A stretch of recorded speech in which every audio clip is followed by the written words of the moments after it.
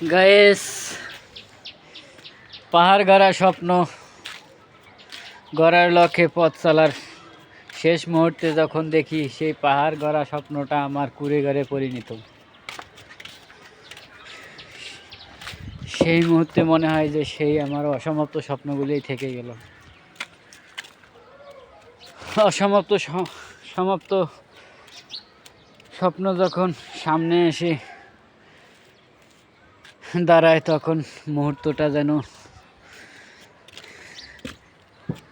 পৃথিবী আমার কাছে অমূল্যই থেকে যায়। এ হলো আমার সেই পাহাড় গড়ার লক্ষ্য নিয়ে পথ চলার সেই শেষ প্রান্তে পরিস্থিতি।